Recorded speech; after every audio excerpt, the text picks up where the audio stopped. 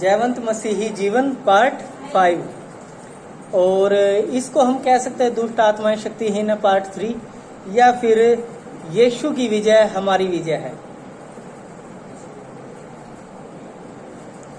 अगर आप दोनों याद रखें, मैं दोनों के नाम की कैंडी दूंगा अगली बार। दुष्ट आत्माएं शक्तिहीन पार्ट 3 और यीशु की विजय हमारी विजय है।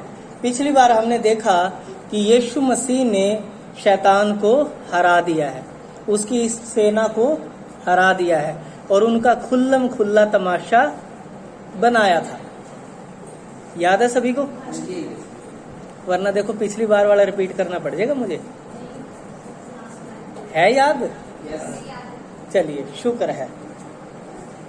इसीलिए मैंने अब की बार YouTube पे कोई वीडियो अपलोड नहीं किया ताकि आप लोग कॉपी ना करें। इसीलिए मैंने आज ये कैंडी इतनी दी है और अब मैं वो सारे पेंडिंग वीडियो डाल दूंगा क्योंकि उनकी कैंडी मैं दे चुका। चलिए, जब एक राजा जो है जीत जाता है तब वो राजा अकेला नहीं जीतता। लगाओ, हिंदुस्तान ने पाकिस्तान पर आक्रमण कर दिया या पाकिस्तान ने हिंदुस्तान पर आक्रमण, या कोई से भी देश ने किसी पर भी आक्रमण कर दिया और एक देश दूसरे देश पर विजयी हो गया, तो यहाँ पर किसी एक सेनापति का या किसी एक प्रधानमंत्री का या किसी एक राजा का जिक्र नहीं रहेगा। यहाँ पर बात आएगी एक देश की कि वो पूरा देश जीत गया है। जब हम बाइबल के समय की बात देखते हैं, नए नियम की, उस समय रोमी लोगों ने अधिकार किया हुआ था यरूशलेम के ऊपर और सारे आसपास के एरिया के ऊपर। अब ऐसे में पौलुस को एक सूबेदार मिलता है। जब पौलुस कहता है कि मैं रोमी हूं, तुम मुझे ऐसे कैसे जेल में डाल सकते हो, वो घबरा गया। कहता मैंने रोमी होने का पद बहुत पैसे दे के पाया है, और ये कह रहा, कहता मैं तो जन्म से रोमी हूं भाई, मेरा ओहदा तेरे से बड़ा है। कारण क्योंकि रोम की जो सेना थी वो इस जगह पर विजयी हो चुकी थी। ये सारा का सारा एरिया उनके अधीन था। अब वहां का एक छोटे से छोटा सिपाही यहाँ के बड़े से बड़े राजा या बड़े से बड़े मंत्री के भी ऊपर था। ये जीती हुई सेना का लेवल होता है। या फिर इसको इस तरीके से देखते हैं, जब एक अभी हमने ओलंपिक खेल हुए थे, अगर आपको पता हो, इंडिया के एक नीरज चोपड़ा नाम का व्यक्ति था, उसने गोल्ड मेडल हासिल किया। नहीं, मेरे पास नहीं है ना, घर होगा। चलिए, कोई बात। तो अब उसने क्या किया, उसने मेडल हासिल किया और अब क्या कहा जाएगा कि इस खेल के अंदर हिंदुस्तान ने गोल्ड मेडल हासिल किया। हिंदुस्तान विजयी रहा, भारत विजयी रहा, इंडिया विजयी रहा। ये नहीं कहेंगे कि खाली नीरज चोपड़ा ही विजयी रहा, क्योंकि वो देश का प्रतिनिधित्व करते हैं। और जब हम यीशु मसीह की ओर देखते हैं, जब उसने इन सबको हराया, तो जो लोग यीशु के पास हैं, जो यीशु की सेना में हैं, जो यीशु के कहलाते हैं, वो सब विजयी हुए इन दुष्ट आत्माओं के ऊपर। आपको मैंने पहले बताया था कि हमारे जीवन में अलग अलग तरह की दुष्ट आत्माएं जो हैं अटैक करती हैं, जिनमें से झूठ बोलने की दुष्ट आत्मा होगी, चोरी करने की दुष्ट आत्मा होगी, या फिर व्यभिचार करने की दुष्ट आत्मा होगी, या फिर निराशा को लेकर आने वाली दुष्ट आत्मा होगी। ये दुष्ट आत्माएं हमारे दिमागों पर कब्जा करती हैं, हमारे सोचने समझने की शक्ति को कम कर देती हैं। और जब ये दुष्ट आत्माएं किसी मनुष्य पर हावी हो जाती हैं, तब वो किसी की नहीं सुनता बॉस, वो किसी की नहीं सुनता। एक व्यक्ति ने बहुत समय पहले लिखा था, कहता है दुष्ट आत्माएं जो हैं उनका भोजन हमारी हड्डियां हैं, वो निरंतर हमें कमजोर करती चली जाएंगी, निरंतर हमें हमारे बेस से उखाड़ती चली जाएंगी। वो आपके परिवार में फूट डाल देंगी, आपके परिवार की सुख शांति को उजाड़ देंगी। ये परमेश्वर की आत्मा का काम नहीं है जी, ये दुष्ट आत्माओं के काम है। ठीक है, चलिए, तो अब जब हमारा यीशु जो इन पर विजयी हुआ, उसके साथ साथ हम विजयी हुए हैं। इन सब बातों को आज हम देखेंगे, क्योंकि यीशु की विजय अकेले यीशु की नहीं, हमारी है। ठीक है, एक वचन निकालेंगे पहले हम, मत्ती की किताब 28 अध्याय 18 वचन।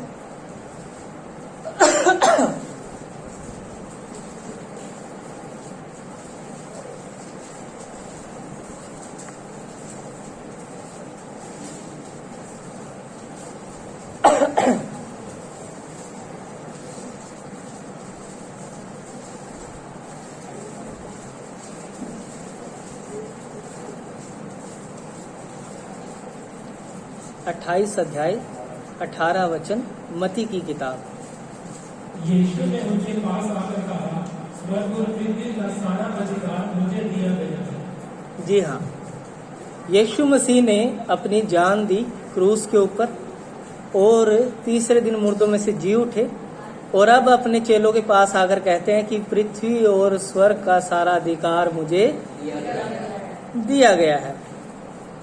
अब ये अधिकार जो शैतान के पास था, ये अधिकार अब यीशु मसीह के पास आ चुका है। जब एक राजा जीतता था, बहुत साल पहले जापान के ऊपर हमला किया कुछ देशों ने मिलकर, अगर आपको याद हो तो, जापान के ऊपर हमला किया तो संयुक्त राष्ट्र का जो सेनापति था उस टाइम पे, मैकार्थर नाम था उनका, और जब जापान के जो जनरल थे उन्होंने ये घोषणा की कि हम समर्पण करते हैं बाबूजी, हम लड़ नहीं सकते आप लोगों के साथ, तब एक युद्ध पोत के ऊपर उनका ये समर्पण समारोह रखा गया, उन्हें बुलाया गया और वो अपनी पूरी वेशभूषा में आए, अपनी बढ़िया वर्दी के साथ, स्टार लगे हुए जैसे पुलिस वालों के यहाँ लगे होते हैं ना, स्टार वगैरह लगे हुए, टोपी वगैरह डाल रखी उन्होंने, अच्छे से तैयार होके वो आए, और जो भी उनके पास वो बंदूक या तलवार जो उस समय रही थी,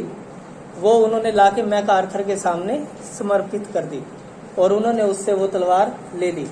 फिर उस सेनापति ने, मैकार्थर ने, उसकी कैप को उतार लिया और जो कंधे पर उसके अधिकार के चिन्ह थे उन्हें वहां से उतार दिया। एक किस्म से ये इंसल्ट करने वाला काम था, लेकिन इसकी होनी जरूरी थी क्योंकि ये हार चुका था। अब इसके पास बोलने का अधिकार नहीं है। जैसा बाइबल हमें बताते हैं कि उनका खुल्लम खुल्ला तमाशा बनाया गया, ये इसी तरीके से था। उसका सारा अधिकार अब मैकार्थर के पास आ गया। अब ये अकेला जर्नल जो था, इसने समर्पण नहीं किया, इसके अंडर में जितनी सेना आती थी, चाहे वो जल सेना थी, थल सेना थी, वायु सेना थी, उस सब का भी समर्पण हो गया अकेले इसके समर्पण करने से। इसी रीति से जब शैतान को हराया गया, तब यीशु मसीह के पास ये सारा अधिकार ट्रांसफर हो गया, क्योंकि यीशु मसीह ने उसके अधिकार के चिन्हों को ले लिया। अब उसके पास कोई अधिकार, उसके पास पता क्या था? पूंजियां थी उसके पास। उसने मृत्यु फैलाते हुए बड़ा राज किया, पूंजियां थी उसके पास। प्रकाशित वाक्य का एक अध्याय निकाले हम,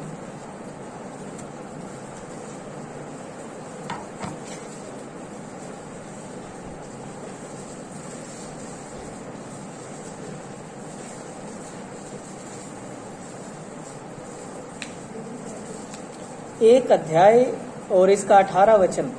जैसा कि हमने मत्ती का 18 पढ़ा, वैसे ही इसका 18 पढ़ेंगे। मैं मर गया था और अब देख मैं युग जीता हूँ, और मृत्यु और अधोलोक की कुंजियां मेरे ही पास हैं। जी हाँ, यीशु मसीह ने कहा मैं मर गया था और अब देख मैं युगन युग जीविता हूँ, और मृत्यु और अधोलोक की कुंजियां मेरे ही पास हैं। भाई, अब उसके पास नहीं रही, अब मैं जो चाहूंगा वो होगा, क्योंकि मैंने विजय हासिल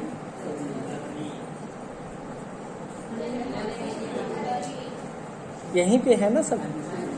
ठीक है, बाहर नहीं जाना किसी ने, ठीक है।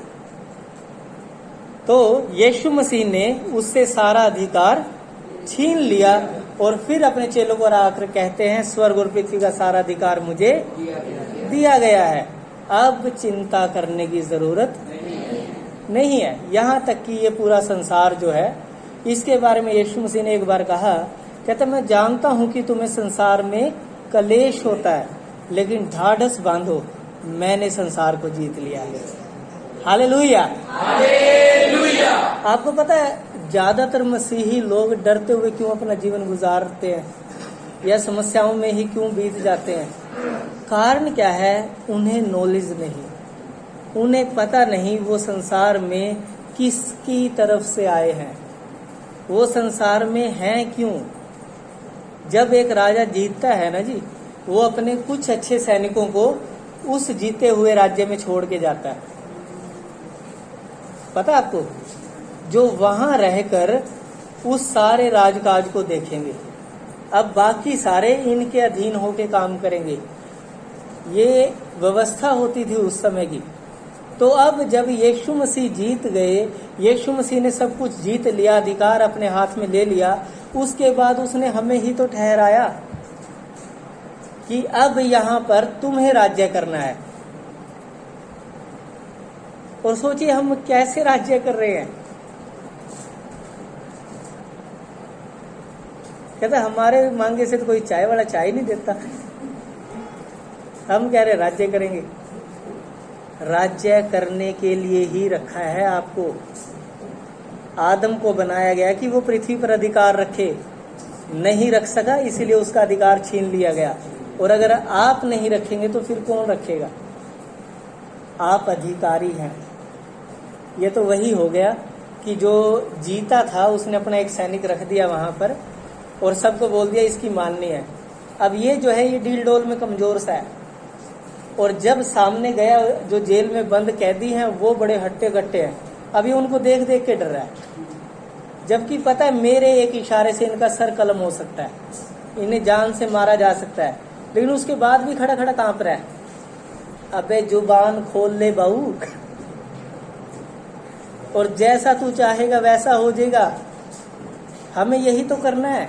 पौलुस कहता है मैंने विश्वास किया इसलिए मैं बोला, हम भी विश्वास करते हैं इसलिए, तो जुबान ही तो खोलनी है। पंजाबी में कहा जाता है जदों मुंह खोलो उदो ही गंदा बोलो, और कुछ चजदा बोल लो। परमेश्वर ने आपको विजय दी है, परमेश्वर ने आपको जयवंत जीवन जीने के लिए बनाया है। राजाओं की तरह रहने की बजाय भिखारियों की तरह रहना आपने चूज किया है, परमेश्वर ने नहीं। परमेश्वर ने एक बेहतर जिंदगी दी है आपको। Hallelujah, hallelujah. चलिए, अब ये जो है शैतान और उसकी सारी सेना, अब इसका कोई भी अधिकार विश्वासियों के ऊपर बाकी नहीं है। आपको पता है जब शैतान हरा दिया गया, उसकी दुष्ट आत्माएं हरा दी गई, तो अब उनका कोई भी अधिकार विश्वासियों के ऊपर नहीं है, बल्कि विश्वासियों को अधिकार है शैतान और उसकी सारी दुष्ट आत्माओं के ऊपर। और परमेश्वर चाहता है कि विश्वासी लोग, मसीही लोग उस अधिकार को, उस दायित्व को ले लें और आदेश देना शुरू करें। वो आदेश दे सकते हैं शैतान और उसकी सारी दुष्ट आत्माओं की, वो कहाँ जाएं और क्या करें। जब तक आप आदेश नहीं देना शुरू करेंगे तब तक वो आपके सर पे ही डांस करेंगी जी। समझ रहे हैं आप? मैं बहुत बार समझा चुका आप लोगों को कि आप अपने अपने क्षेत्र में निर्णय लें कि अब आपके क्षेत्र में शैतान का अधिकार आप प्रयोग में आने नहीं देंगे।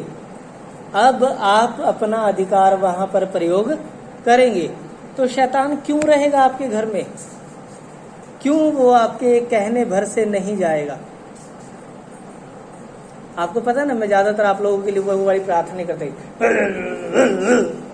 वो वाली प्रार्थना नहीं करता। कारण क्या है? मैं चाहता हूँ आप सब डिपेंड अपने आप के से ज्यादा परमेश्वर पे हों, मुझसे ज्यादा परमेश्वर पे हों। जब आप उस पर डिपेंड रहेंगे तो आपका कहना ही काफी है। दुष्ट आत्मा के सामने खड़े होकर 2-2 घंटे प्रार्थना नहीं की जाती जी। उनको आदेश दिया जाता, भाई निकल यहाँ से, तेरा घर नहीं है ये।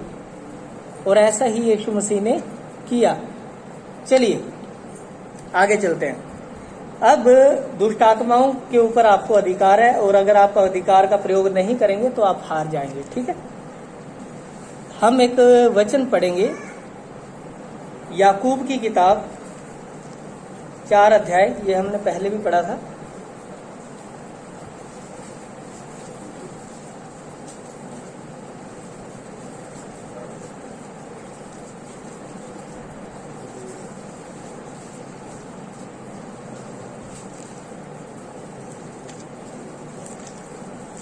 हाँ जी, निकाला।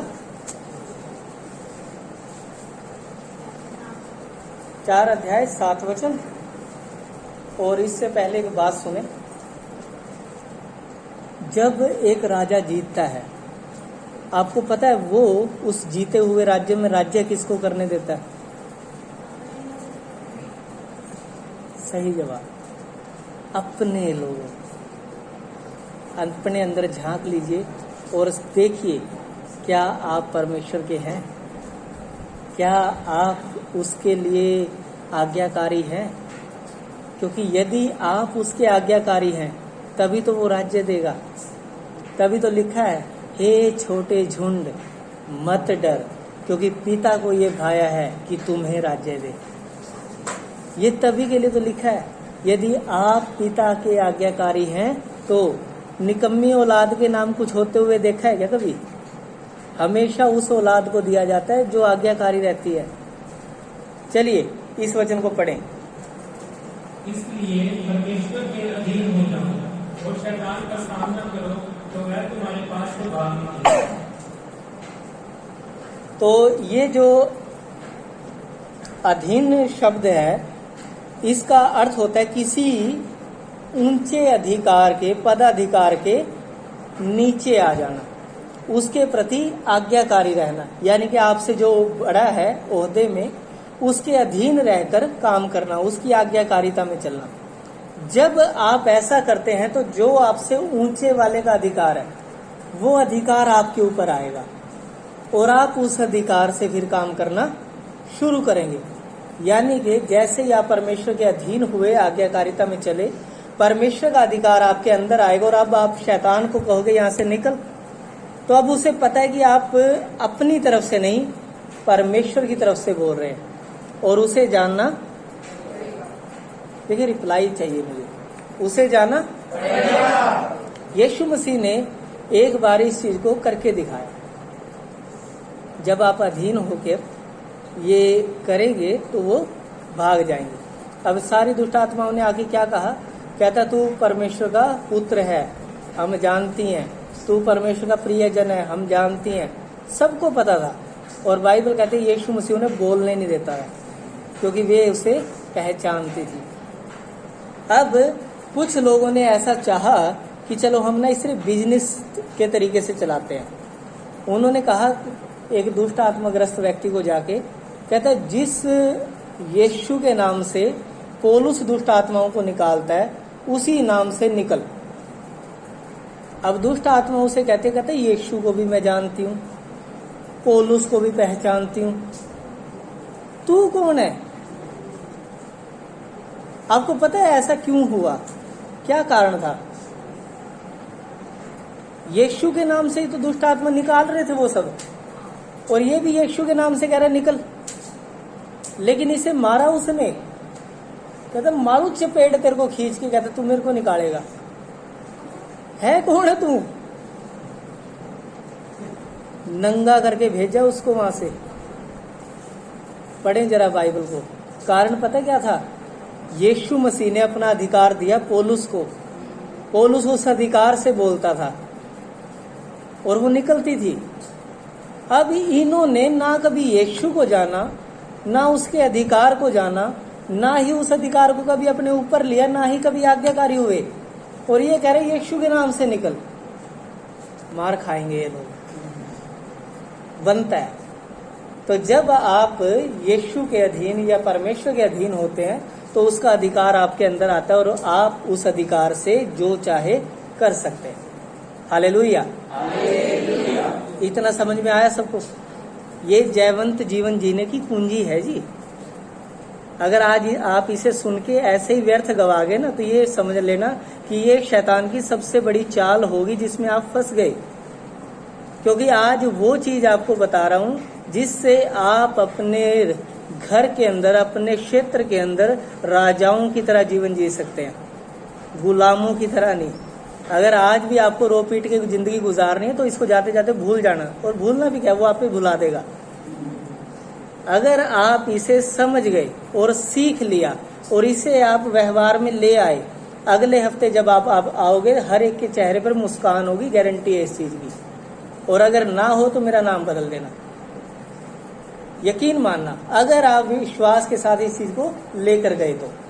चलिए, फिर हमने ये चीज तो देख ली। अब एक और वचन देखेंगे हम। यीशु मसीह ने एक तरीका बताया, और तरीका भी क्या था। एक सूबेदार यीशु मसीह के पास आया, अधिकार कैसे काम करता है इसके विषय में हम देखने जा रहे हैं। और हम निकालेंगे मत्ती की किताब 8 अध्याय,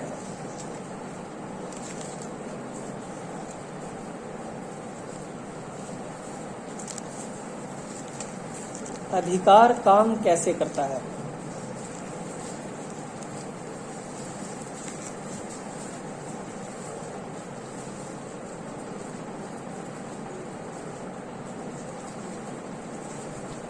चलिए निकालते रहिए, तब तक मैं आपको कहानी समझा देता हूँ। एक सूबेदार है जिसका एक सेवक बीमार है, और वो सेवक, उस सेवक से सूबेदार बहुत प्रेम करता है, बहुत पसंद था, वो उसका सबसे प्रिय सेवक था। अब ये बीमार हुआ तो सूबेदार को बड़ा दिल दुखी हुआ, उसका इलाज करवाया, कोई फायदा नहीं हुआ, आज नहीं तो कल ये मरने वाला है।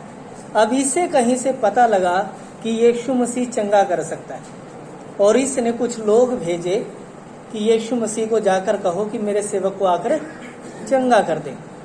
अब इसे पढ़े 8 वचन। सूबेदार ने उत्तर दिया, हे प्रभु, मैं इस योग्य नहीं कि तू मेरी छत के तले आए, परंतु केवल मुझसे कह दे तो मेरा सेवक चंगा हो जाएगा। 9 वचन। क्योंकि मैं अपराधी मनुष्य हूँ और सिपाही मेरे अधीन है। जब मैं एक से कहता हूँ जा तो वह जाता है, और दूसरे से आ तो वह आता है, और जब अपने दास से कहता हूँ यह कर तो वह करता है। बस। अब सूबेदार ने यीशु मसीह को कहा कि देख प्रभु, देख गुरु, मैं इस योग्य नहीं कि तू मेरे लिए या मेरे सेवक के लिए चलकर हमारी छत के नीचे आए। हम 2 कौड़ी के लोग नहीं, और तो हम ये चाहें कि बस प्रभु हमारे घर आए, तो क्या हमें ऐसे नहीं है भाई, हमें क्षमा कर प्रभु, तू बस वहीं से बोल दे और मेरा सेवक चंगा हो जाएगा। क्योंकि मैं भी किसी के अधीन हूँ और सिपाही मेरे अधीन है। जब मैं कहता हूँ वहां जा तो एक बंदा चला जाता है, जब बुलाता हूँ तो आता है, कहता हूँ ये कर तो वो करता है। अब ये क्या है? अधिकार। अब इस सूबेदार को ये पता है यीशु मसीह के पास अधिकार है इन सब चीजों के ऊपर, इन आत्मिक बातों के ऊपर। उसे अधिकार, वो किसी को चंगा कर सकता है, किसी की दुष्ट आत्माओं को निकाल सकता है, तूफानों को शांत कर सकता है, सब चीजों पर उसे अधिकार है। अब ये सोच रहा है कि जब मेरा अधिकार इतना काम करता है कि लोग मेरा कहना मानते हैं, तो यीशु का क्यों नहीं मानेगी आत्मिक शक्तियां? तो कहता प्रभु तू वहीं से कह दे। इस पर यीशु मसीह ने भी आश्चर्य किया, कहता इस्राएल में ऐसा विश्वासी नहीं मिला मुझे। कहता जा बच्चे, हो गया तेरा सेवक चंगा, और वाकई उसका सेवक चंगा हो गया। तो अधिकार ऐसे काम करता है, जब आप उसके अधीन आए वो अधिकार आपके ऊपर आ जाएगा, और अब आप अपनी सिचुएशन में खुद से इंटरफेयर कर सकते हैं, खुद से दखल दे सकते हैं, क्योंकि यीशु मसीह ने आपको अधिकार दिया है। और कहाँ दिया है, कैसे दिया, वो भी मैं अभी आपको बताऊंगा। उससे पहले एक अधिकार है जो सबसे बढ़िया लगता है मुझे, वो पढ़ लें जरा। यूहन्ना की किताब 1 अध्याय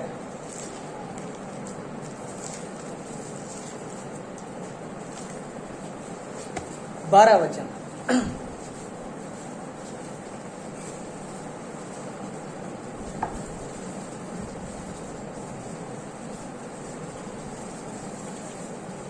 परंतु जितनों ने उसे ग्रहण किया उसने उन्हें परमेश्वर की संतान होने पर अधिकार दिया, अर्थात उन्हें जो उसके नाम पर विश्वास करते हैं। जी हाँ, मैंने कहा डर और विश्वास एक साथ।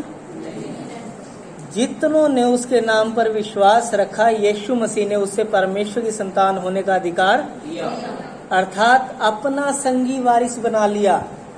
Hallelujah, hallelujah. आप समझे नहीं? यीशु मसीह का भाई और बहन होने का अधिकार दे दिया। अभी भी नहीं समझे? परमेश्वर की संतान होने का अधिकार दे दिया। हालेलुया। अभी लग रहा है थोड़ा सा, मतलब कि हम जो कोई रुड़दू का था, कोई बबलू का था, कोई बारू राम का था, कोई जम्मू राम का था, हम आज परमेश्वर के कहलाएंगे। हमारे ऊपर हमारा सरनेम जो है वो बदल गया, हमारे ऊपर परमेश्वर का नाम आ गया कि हम उसकी संतान हैं। और यदि हम सर्वशक्तिमान की संतान है ना जी, कोई हमें उंगली नहीं करके जा सकता जी।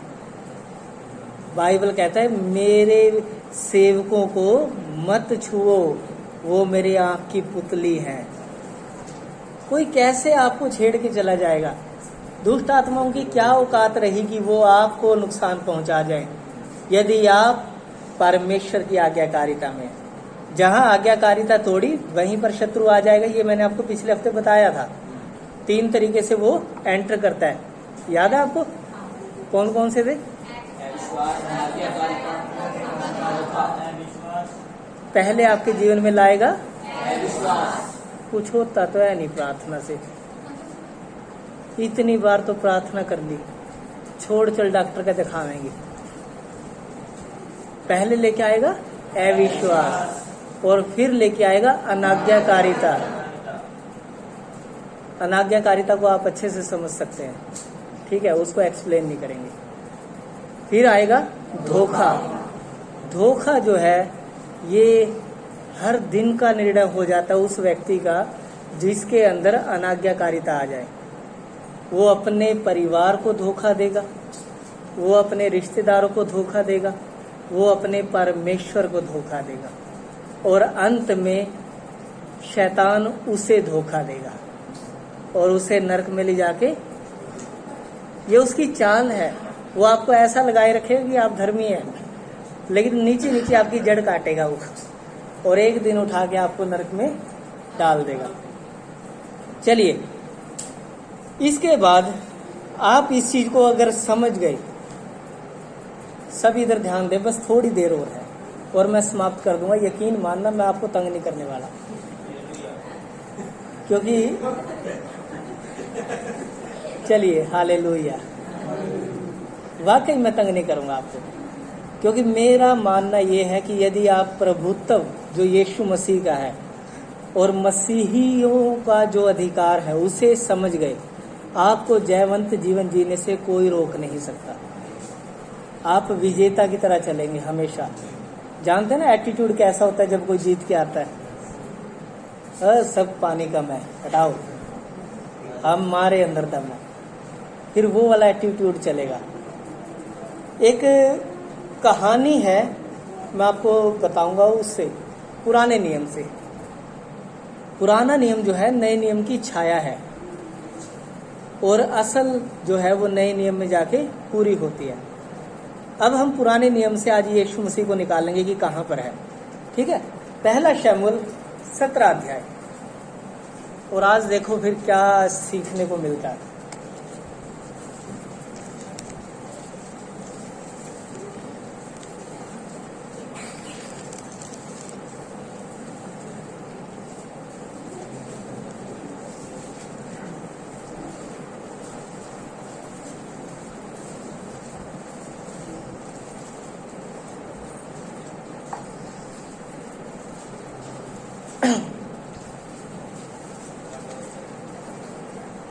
हाँ जी, निकला?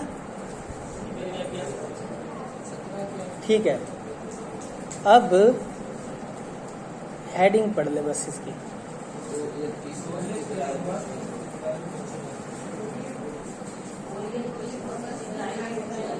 हाँ, गोलियत की समस्त इसराइलियों को। आप जानते हैं इसराइली लोग कौन है? कौन है? परमेश्वर के प्रिय लोग, परमेश्वर की पवित्र प्रजा, अलग किए हुए लोग, जिनको परमेश्वर ने चाहा कि ये मेरे लिए अलग रहें।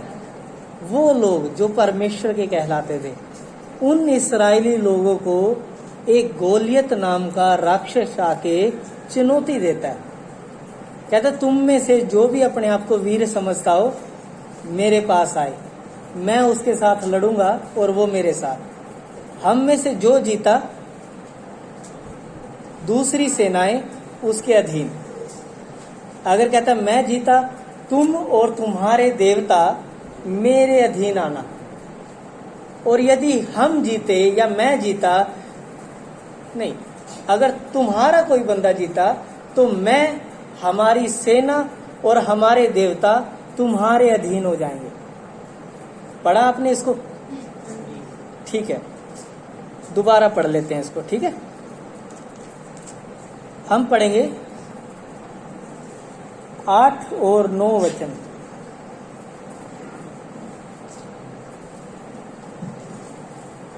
मैं खड़ा होकर इस्राएली पांतियों को ललकार के बोला, तुमने यहाँ आकर लड़ाई के लिए क्यों पांति बांधी?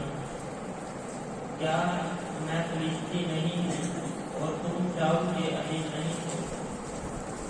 जी हाँ, आगे। अपने में से एक पुरुष चुनो कि वह मेरे पास उतर आए। यदि वह मुझसे लड़कर मुझे मार सके तब तो हम तुम्हारे अधीन हो जाएंगे, परंतु यदि मैं उस पर प्रबल होकर मारूं तो तुम हमारे अधीन होकर हमारी सेवा करनी पड़ेगी। जी हाँ, तो अभी इसने देखो बात तो एक वीर वाली की है। बात तो कहता है हम शेर हैं, शेर।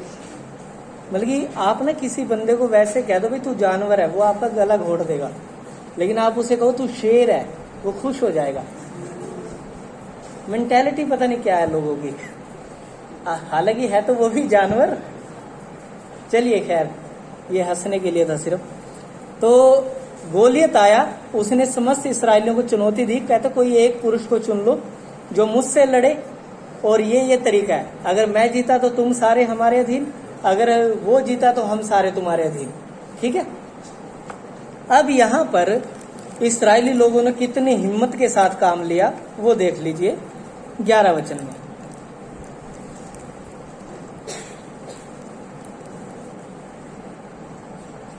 फिलिस्ती की इन बातों को सुनकर शाऊल और समस्त इस्राएलियों का मन कच्चा हो गया और वे अत्यंत डर गए। जी हाँ, पहला नाम किसका है? शाऊल का। अब शाऊल के बारे में बता दूं, शाऊल इस्राएलियों में सबसे लंबा था और सारे इस्राएली उसके कंधे तक आते थे। ये खूबी थी जब वो राजा बना, तब बताया गया है इसको बकायदा। और इसका पिता वीर था। एक वीर का बेटा शाऊल डर गया। एक वीर का बेटा शाऊल डर गया और सबसे हट्टा कट्टा है। उसे पता कि लड़ने के लिए मेरे को जाना पड़ेगा और ये गोलियत आज मेरे को छोड़ेगा नहीं, क्योंकि ये गोलियत उससे भी लंबा है। ये तकरीबन 9 फुट का लंबा है। ठीक है। अब यहाँ पर ये और समस्त इस्राएली लोग डर गए और इनका मन कच्चा। यही होता है जब दुष्ट आत्माएं किसी के जीवन में काम करती हैं। दुष्ट आत्माएं या शैतान की शक्तियां किसी के जीवन में काम करती हैं, तब सबसे पहले जो उनके जीवन में आता है वो होता है डर। चाहे वो आपके काम के प्रति हो, चाहे वो आपके फ्यूचर के प्रति हो, चाहे वो आपकी पढ़ाई के प्रति हो, चाहे वो किसी भी तरीके से हो, वो डर जो है वो आपको हराने के लिए आपके अंदर डाला जाता है। और ये दुष्ट आत्माओं के अधीन होने का पहला चिन्ह होता है। आप लोग सोचते रहना कि आप धर्मी हैं, आप चर्च में बैठे हैं, लेकिन जब आप दुष्ट आत्माओं के अधीन हैं तो आप यहाँ बैठकर भी डर रहे होंगे। हालेलुया। चलिए इसके बाद क्या हुआ, वो पलिश्ती, एक बात बताइए मुझे, इस कहानी को किस किस ने पढ़ा है? ठीक है, सारे बाइबल से ऊपर मुंह कीजिए, कोई भी बाइबल की तरफ नहीं देखेगा। जो देखे उसको कैंडी नहीं मिलेगी। मैं देख रहा हूँ कौन कौन देख रहा है। ठीक है, कितने दिनों तक शाऊल ने, वो गोलियत ने इस्राएली सेना को ललकारा? 40 दिन तक। ठीक है, तेरी कैंडी गई बच्ची। तो 40 दिन तक ये बंदा आ रहा है, ललकार रहा है, खड़ा हो रहा है और फिर वापस जा रहा है। किसी के अंदर हिम्मत नहीं जो इससे लड़ ले। इस कदर डरे पड़े हैं लोग। अब एंट्री होती है वहां पर एक बच्चे की, एक नौजवान बच्चा 16-17 साल का, जिसका नाम था दाऊद। ये याद है ना, दाऊद की एंट्री होती है। और जब ये उनसे बात करता है वहां पर, अब जाकर सिपाहियों से, तब वहां पर ये गोलियत फिर आ जाता है। और जैसे ही गोलियत आता है तब लिखा है 24 वचन के अंदर, उस पुरुष को देखकर सब इस्राएली अत्यंत भय खाकर उसके सामने से भागे। जी हाँ, जैसे ही गोलियत आया उसने फिर वही बातें करनी शुरू की, तो सारे के सारे इस्राएली बड़ी खुशी से भागे। बस डर कर, भय खाकर, अत्यंत, बल्कि उनके तो वो जो हड्डियां थी ना वो कीर्तन करने लगी थी।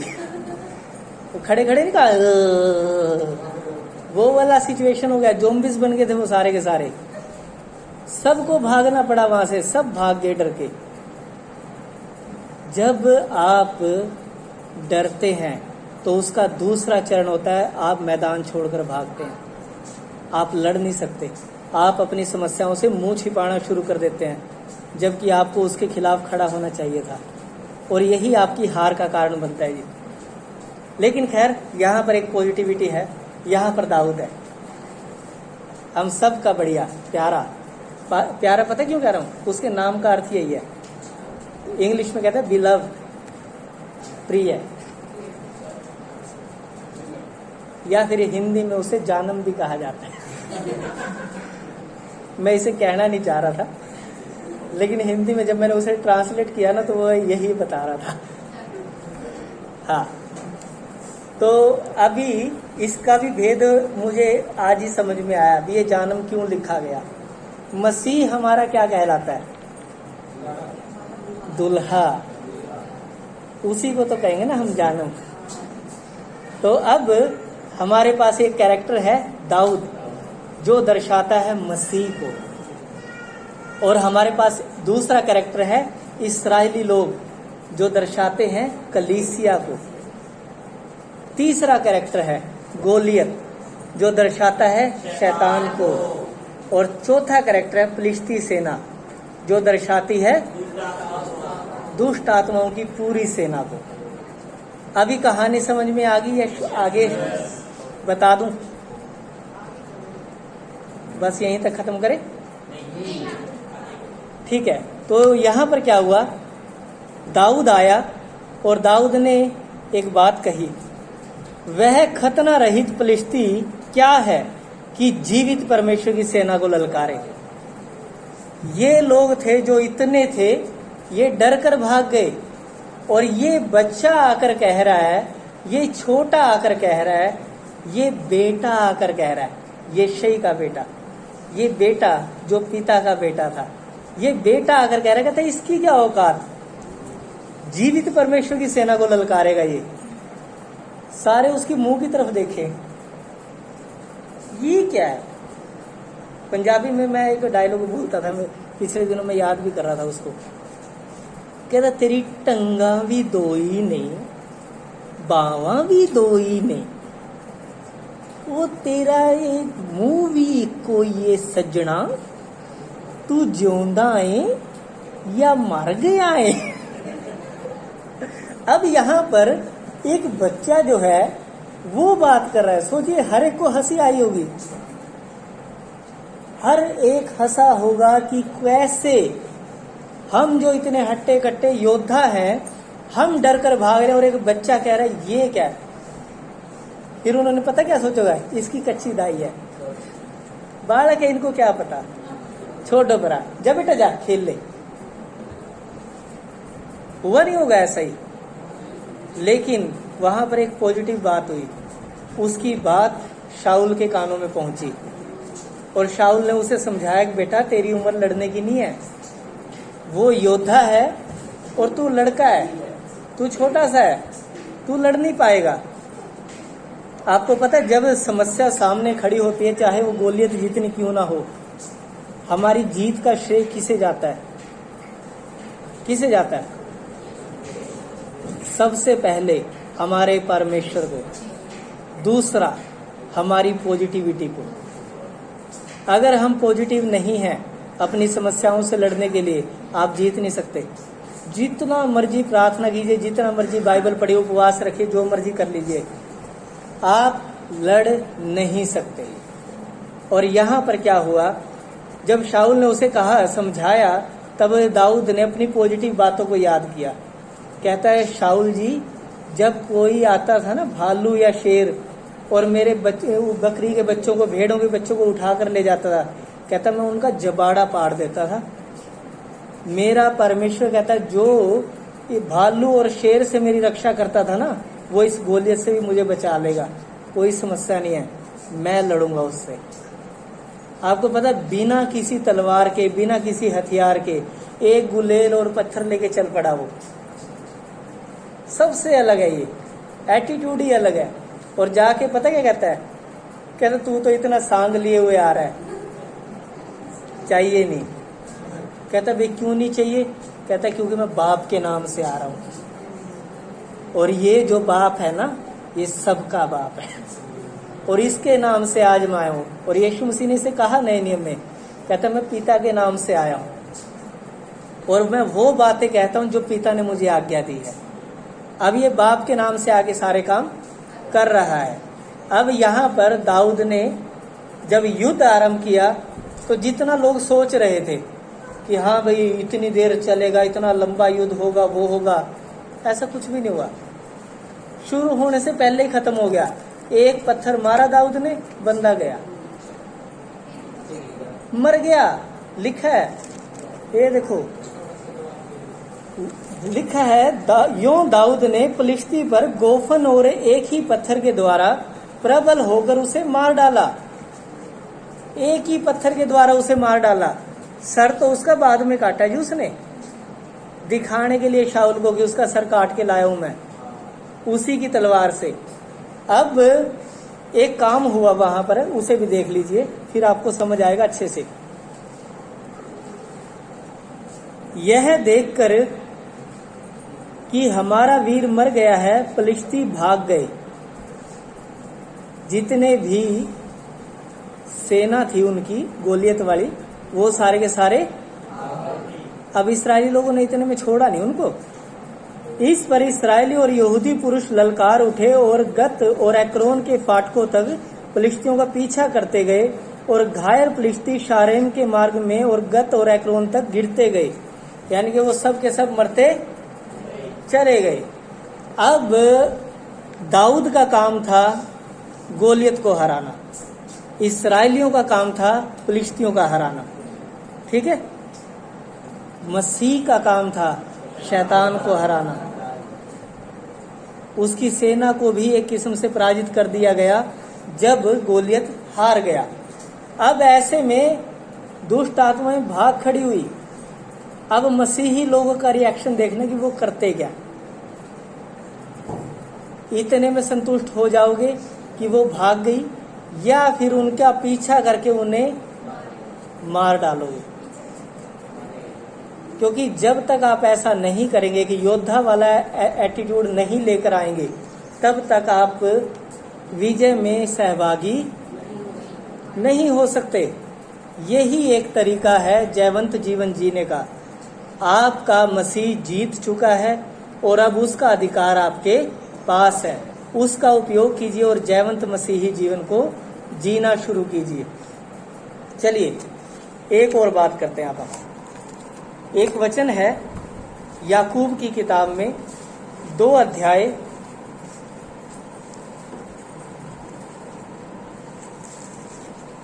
और हम समाप्त करने वाले हैं।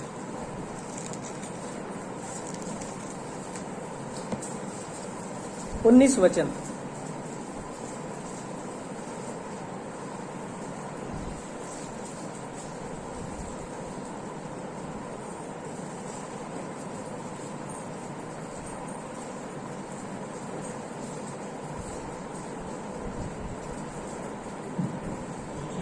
विश्वास है कि एक ही परमेश्वर है जो अच्छा करता है। दुष्ट आत्मा भी विश्वास रखते हैं और थरथराते हैं। जी हाँ, अभी सुना आपने। तुझे विश्वास है कि एक ही परमेश्वर है, तू अच्छा करता है। दुष्ट आत्मा भी विश्वास रखते और थरथराते हैं। अब ये शब्द जो है थरथराना, इस वचन को मैं क्यों कोट कर रहा हूँ, इसलिए ये जो थरथराना शब्द है इसके लिए यूनानी शब्द प्रयोग हुआ है फ्रिसो। फ्रिसो, हाँ फ्रिसो, फ्रूट वाला फै, आधा से, फिर से और फिर ओ की मात्रा, फ्रिसो, जिसका अर्थ होता है दहशत से कांपना। हालेलुया। दहशत से कांपती हैं दुष्ट आत्माएं। आपने देखा जब यीशु मसीह ने जिसको आज्ञा दी, डरती और कांपती हुई वहां से वो निकल गई, क्योंकि यीशु मसीह के पास अधिकार है। हालेलुया। अधिकार के बारे में हमने पढ़ लिया। यीशु मसीह ने कहा कि स्वर्ग और पृथ्वी का सारा अधिकार मुझे दिया गया है और अधोलोक की कुंजियां मेरे पास है। अब कोई भी उससे वो चीज छीन नहीं सकता।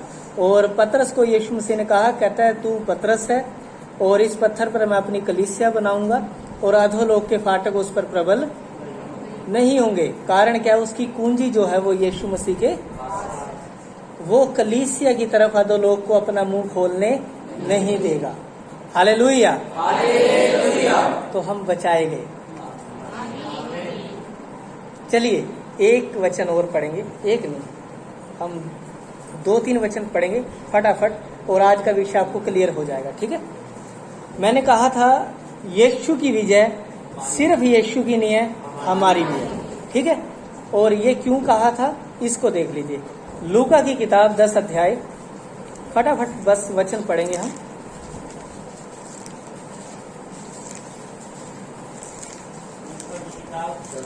दस अध्याय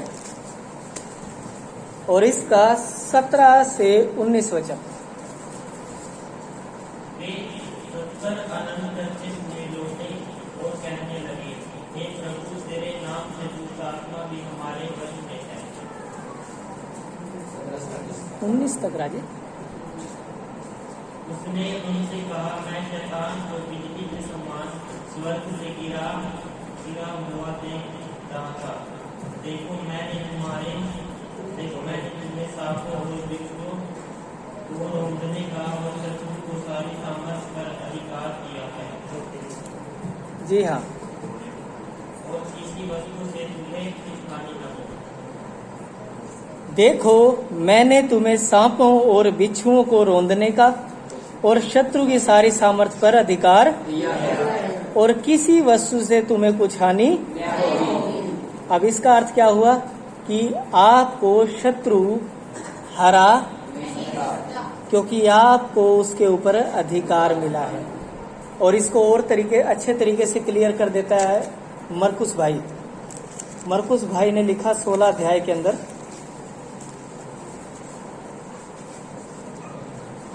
और इसका 17 से 17 और 17 वचन ही पढ़े बस। विश्वास करने वालों ने ये चीज होने दी, वे मेरे नाम से दुष्ट आत्मा को निकालेंगे, नई भाषा बोलेंगे। बस। अब जो विश्वास करेगा उसके अंदर चिन्ह ही यही होगा कि उसके कहने से दुष्ट आत्माएं निकल जाएंगी। हालेलुया। हालेलुया। अब क्या है, आप लोगों को दुष्ट आत्माओं से डरने की जरूरत नहीं है। यदि आप आज्ञाकारी हैं तो मैं बार बार इसे क्लियर कर रहा हूँ, बाद में आके ये नहीं कहना कि हमारे साथ कुछ अलग हो गया। अगर आप मसीह का अधिकार अपने ऊपर रखते हैं, उसके प्रति आज्ञाकारी हैं और बिना कपट के चल रहे हैं, तो आपके अंदर अधिकार है, आप शत्रु को आज्ञा दे सकते हैं और उसे छोड़कर जाना पड़ेगा। चलिए, एक बढ़िया वचन मुझे याद आया, एक बढ़िया बात मुझे याद आई है। उस बात को हम देखेंगे गिनती की किताब 23 अध्याय 23 वचन के अंदर, और हम समाप्त करने वाले हैं।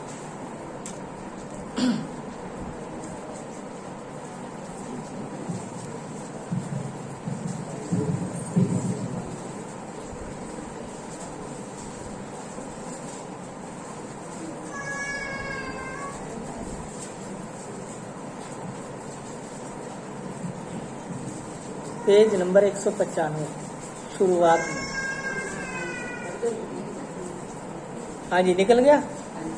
शुरू कीजिए और 195 नंबर पेज पर है।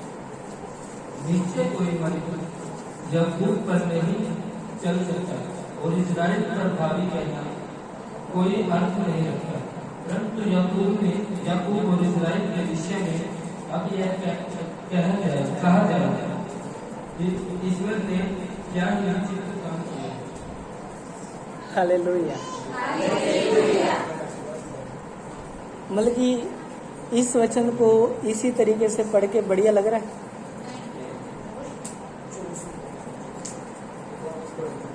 कौन पढ़ेगा अच्छे से इसको? चलिए पढ़िए, मौका है। निश्चय कोई मंदिर याकूब पर नहीं चल सकता और इजराइल पर भावी कहना कोई अर्थ नहीं रखता। बस बहुत है। अभी क्या है पहला शब्द? निश्चय। अर्थ क्या होता है? इस बात पर मोहर है और ये पक्का है। कहता है याकूब पर कोई मंत्र नहीं चलेगा। हमारे बाहर कई बार वो करके जाते हैं ना बेचारे, कभी खून का छिंटे मार के जाते हैं, कभी कुछ करके जाते हैं, कभी कुछ। कोई मंत्र काम नहीं करेगा। धर्मी लोग खजूर की नाई फूले फलेंगे। हालेलुया। निश्चय, ये बड़ा अच्छा है। निश्चय बोले जरा, निश्चय या फिर ये पक्का। याकूब पर कोई मंत्र काम नहीं करेगा। अब अपना नाम लेंगे, ठीक है? निश्चय मुझ पर कोई मंत्र काम नहीं करेगा और भविष्यवाणी करना कोई अर्थ नहीं रखता।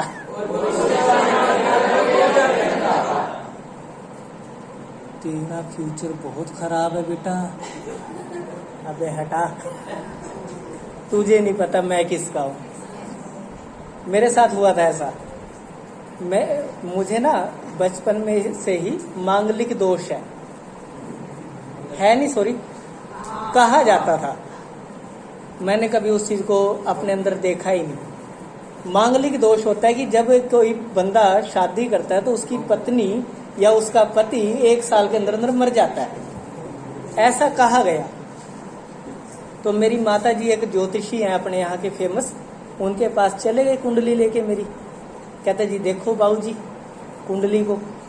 कुंडली देखी उन्होंने, कहता बड़ा भारी दोष है। मैं कहा ओ मम्मी, कहते जी फिर? कहता पता नहीं कितने साल की उम्र बताई, तब तक तो इसकी शादी ना करना। 27 साल पता नहीं 28 साल की उम्र तक बताया, कहता तब तक शादी ना करना इसकी। और उसके बाद भी कहता है ये दोष पता नहीं क्या क्या तरीके बताए, ये करना पड़ेगा तब जाके ठीक होएगा, और मांगलिक लड़की से ही शादी करनी पड़ेगी। हो गया जी। उसके बाद उन्होंने उठने से पहले एक बात उन्हें कही, कहते जी मेरा लड़का यीशु मसीह को मानता है जी। कहते बस रहने दो बहन जी। कहता अगर वो यीशु को मानता है ना जी, फिर कहता कुछ नहीं। कहता फिर वो अपने आप कर लेगा, टेंशन नहीं लेनी। अब मेरे वाली को देख लो, डॉक्टर कह रहे लकी है तू। बल्कि जिसे अभागिन होना चाहिए था, जिसे मनहूस होना चाहिए था, तो वो लकी है, मारे से नहीं मरती जी। तो ये परमेश्वर की दया है, परमेश्वर की सामर्थ है, परमेश्वर का वो प्यार है जो हमसे करता है। वो हमारे ऊपर जो विधियों का लेख लिखा होता है ना, उसे हमारे सामने से हटा चुका। अब हमारे ऊपर भावी कहना कोई अर्थ, हमारा भविष्य वो होगा जो हम चाहेंगे या हमारा खुदा चाहेगा, वो नहीं होगा जो लोग चाहेंगे या डॉक्टर चाहेंगे। हमारा भविष्य हमारा परमेश्वर लिख रहा है, और यकीन मानना बहुत अच्छा लिख रहा है, क्योंकि वो उसे तसल्ली से लिख रहा है, पर्दे के पीछे बड़ा प्यार से लिख रहा है। हो सकता है आज कुछ अलग चल रहा हो, लेकिन पर्दा जब हटेगा तो हमारे लिए बेहतर निकल के आएगा। तो प्रभु आप सबको आशीष दे, सबको ज्ञान सीखिए।